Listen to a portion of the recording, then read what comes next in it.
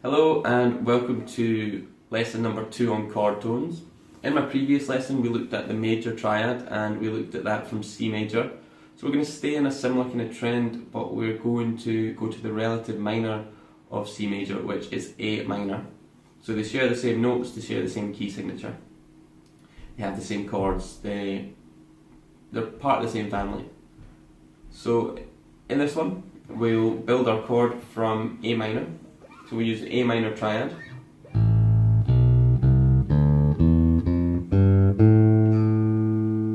So that's A, B, C, D, E, F, G, A.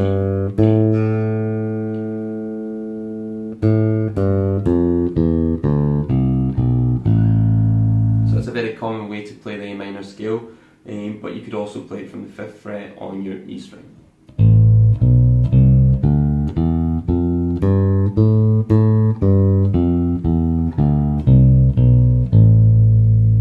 For the sake of this lesson, I'm going to do it from there. So we're going to build the chord in the exact same way we built it on our last lesson. So we took the first, which is the root note, the 3rd note and the 5th note of the scale, and that built our chord for us.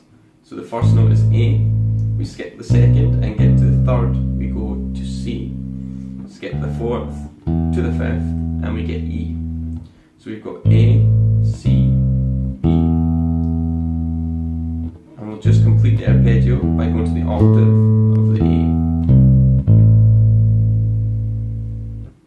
So I want to look at a couple of different ways of playing that across the neck and on each individual string, and I'm just going to start with this one idea of playing it from this fret, the A string, the A fret, the 5th fret, the A on the E string, and we're going to play it from the 1st finger, the middle finger and the pinky. So if you apply that kind of concept to every arpeggio you learn, you're gonna know it in so many different ways. So let's begin with the 1st finger, which I've just shown you, which is A, C, E.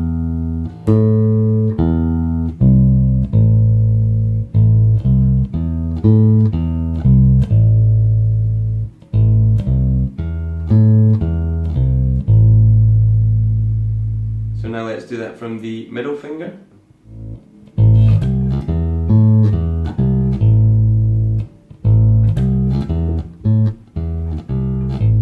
So we have A, C, E, A, E, C, A. So the only difference is the C on the A string rather than the C on the E string.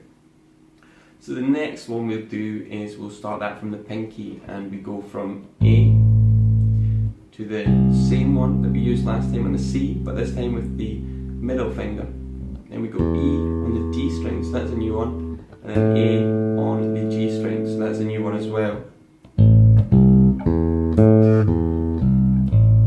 So you're going A, C, E, A, E, C, A. So there isn't a accompanying PDF for this, so don't worry if you're unsure about any of these finger positions or any of the notes and where they are. So just a quick recap, the first one was the 1st finger, that was A, pinky on C, I used the middle finger and then the 3rd finger. And then middle finger, 1st finger, pinky, pinky, pinky, 1st finger, middle. Then pinky, middle, 1st, 1st, middle, pinky. So practice that and try and memorize all those 3 different positions and then move on to the next idea. So the next idea is single strings, and what we'll do is we will play from our lowest possible note for each string, and we'll only use the notes within the triad, so A, C and E. So if we start on the E string, our lowest note would be E, making that the 2nd inversion. So if your chord becomes E, A, C, then that is the 2nd inversion, so the 5th becomes the lowest note. first inversion would be if you had C as the lowest note. So it would be like this. C, E, A.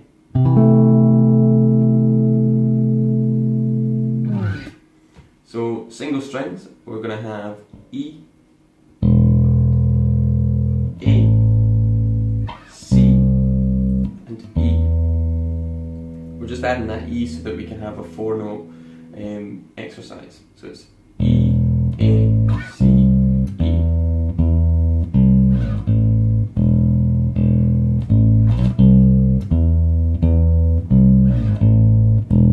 So it's E, A, C, E, C, A, E. So I'll do the next one after that, and that will start on the A string. So it'll just be the standard arpeggio but across one string.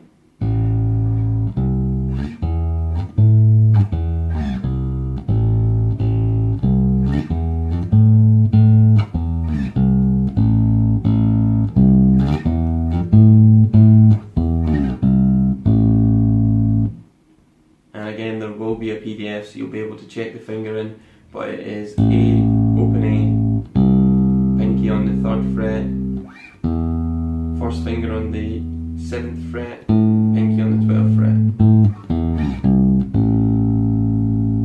And then moving on to the D string, we're going to have something similar. We're going to have the second inversion again because E is the lowest possible note that we have available to us. So we're going to go E, A, C, E.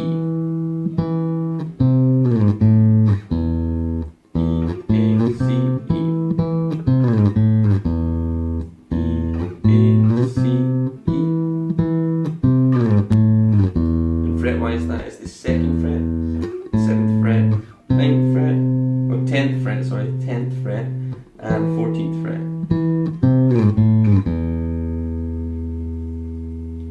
And everything in numbers, so for the frets anyway, so I'm always thinking in the note names. So if we move on to the G, which would be our last one for the single string exercise, we have 2nd fret, which is A, 5th fret, which is C, 9th fret, which is E, 14th fret, which is A.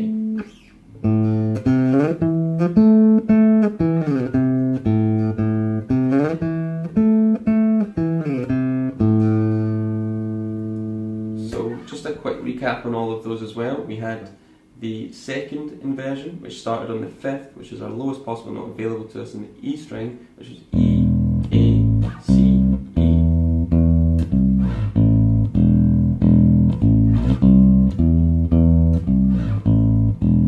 And then we did the same from the second string, which is A, and we went A, C, E, A.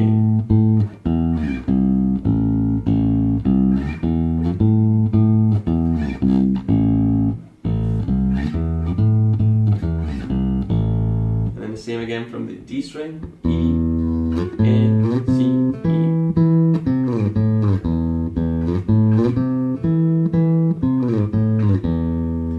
And then the same from the G string.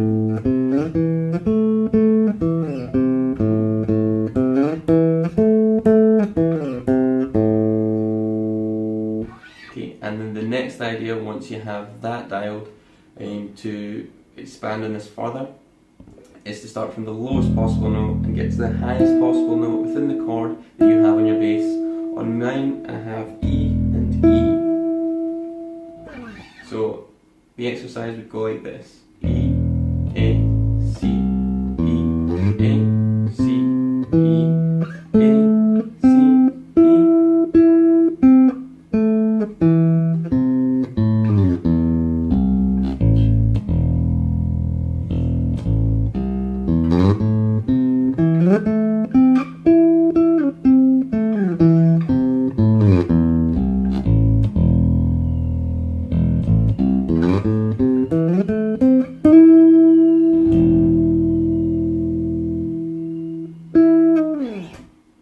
Okay, so that's a good few exercises to practice. There's probably about 8 in there, but if you practice those quite a lot, you're going to have your minor triad, certainly from A, completely dialed.